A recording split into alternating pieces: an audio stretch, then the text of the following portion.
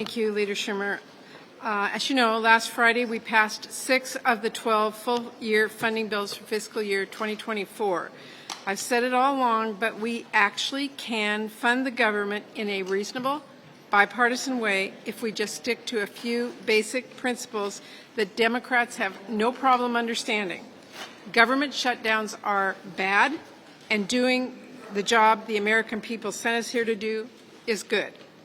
And look, these bills were a compromise. We had to work with very tough numbers and even tough cuts.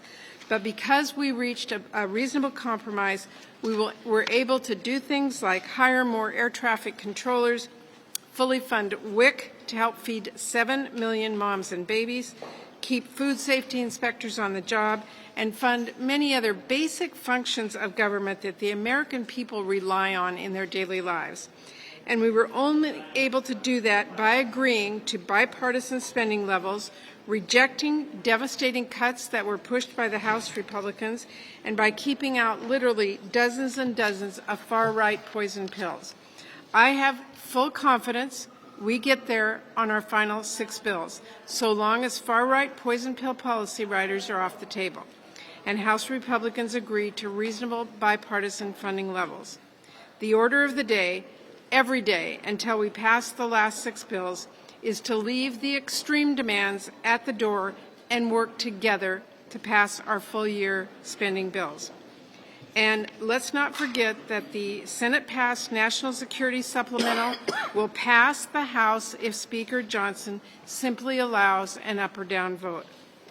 In the midst of all of that, we do need to be thinking now about fiscal year 2025, and the President's budget offers a strong roadmap for that work. I think it is notable that yesterday we all heard Donald Trump say, quote, "There is a lot you can do in terms of entitlement, in terms of cutting." It does not get any more painstakingly obvious that this guy wants to cut your Social Security and Medicare.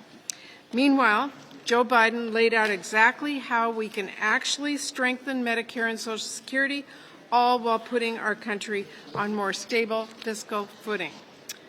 Finally, today, I do want to really celebrate the expansion of IVF care for our veterans that was announced yesterday by the Biden administration. This has been my priority for well over a decade.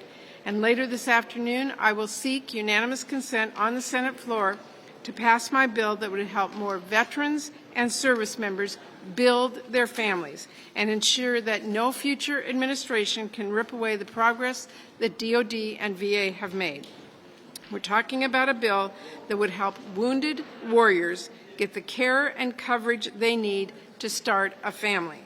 I hope my Republican colleagues who claim to support IVF will not stand in the way. Thank you. Senator.